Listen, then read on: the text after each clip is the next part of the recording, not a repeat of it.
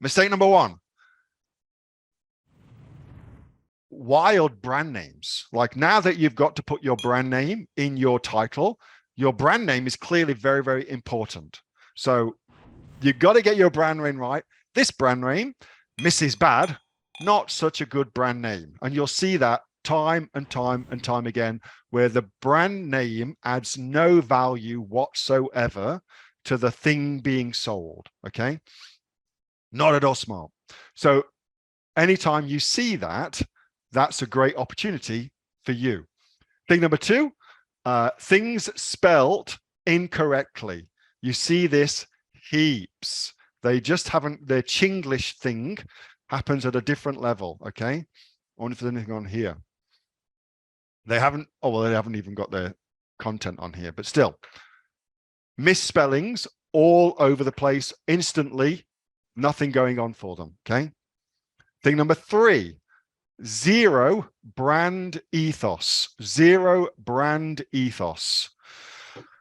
Many times you'll see these companies, they are just selling anything at all. So they don't really stand for anything at all. There's no, they haven't thought through who they're selling to. There's no targeting being done. There's no niche being relentlessly focused upon. There's no emotion or passion. They're just using lowest possible price as their entire marketing thrust. Okay. So we know that if the only thing you've got to compete on is lowest possible price, then even for a seller in China, that's bad, because their competition is other Chinese sellers as well. So they've got that happening in there. We can't compete with Chinese sellers on price. And so we have to be much smarter about the way we market. But for them, they can't compete with other Chinese sellers selling just on price too. They need to be smarter too, okay? So you've got to sell these things properly. You've got to target properly. It all really, really matters, even on Amazon, especially on Amazon, I would say. Thing number three, average images, says Dave, which is all part and parcel of my thing number four, sorry, which is cutting corners. Cutting corners. All things being equal, if they can, they will absolutely cut every single corner possible with their product.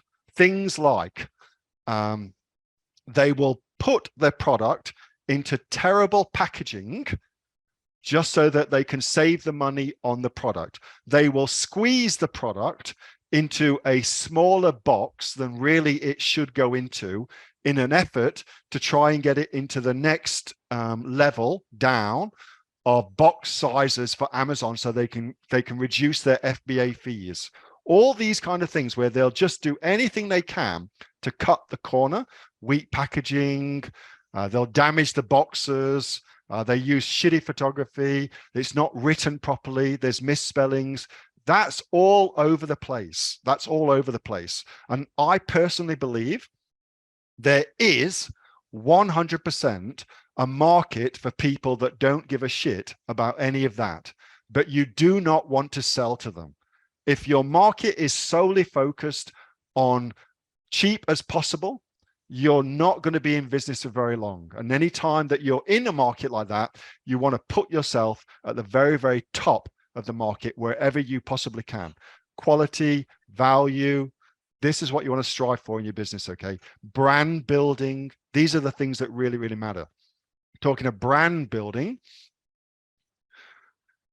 oftentimes you'll see them building their product lines out with no thought whatsoever to actually building a unified suite of products on their marketplace, on their particular marketplace. So this is Woe Pokey, which sounds like some kind of random porn movie. Woe Pokey, and you can see what they're selling is they sell a tendon knee strap, they sell a leather dog leash, they sell a kitchen apron, they sell a knee brace, they sell a dog leash, they sell a dog leash, they sell an Apple Watch band, and on and on and on. There's no unified brand to it, okay?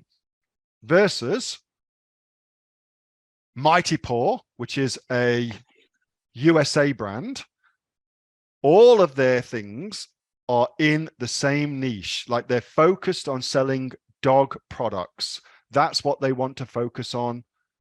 And as a result of that, they can sell more of their products to the same person because they've got a suite of products that the person can choose from. Okay, so let's just have a quick look at what their sales are.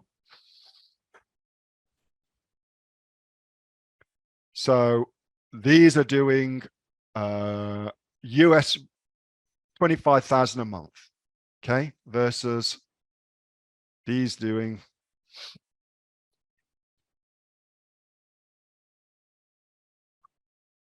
$3,000 a month, for instance. Okay, it really, really matters. The other thing as well with regards to that is businesses have a life cycle, and you want to build your business in such a way that it's very, very good for somebody else to buy it. You want to build to sell. Okay, businesses have a life cycle. You want to try and sell your business before it comes to the end of its life. Yes.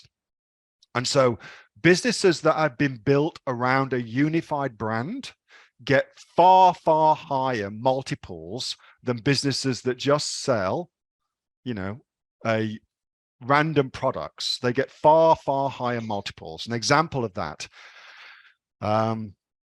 if you look at all of the businesses that have been acquired by Amazon aggregators, I didn't do it. I got somebody to go and look at every single business that was acquired by Amazon aggregators, hundreds of businesses, and then looked at the similarities between them, what I could learn from it. What were these Amazon aggregators looking for? They look for branded products that have got a unified theme across the entire brand range that they can then leverage out to websites, to other marketing platforms, and to other marketplaces. That's what they look for, okay? Those businesses get typically a 5 times multiple, meaning if your business is making $1 million a year in sales with 25% margin, so you're pulling out of it $250,000 a year in profits, well, 5 times 250,000, 1.25 million, versus for all over the place, no real consistent thing, you tend to get about 1.5 times multiple for that, which probably means somewhere in the region of 325,000 if you were to sell it. So just by building a branded business with a consistent theme, you can massively increase the likelihood of selling at the end of your life cycle for a big lump sum. Your multiple goes much, much higher.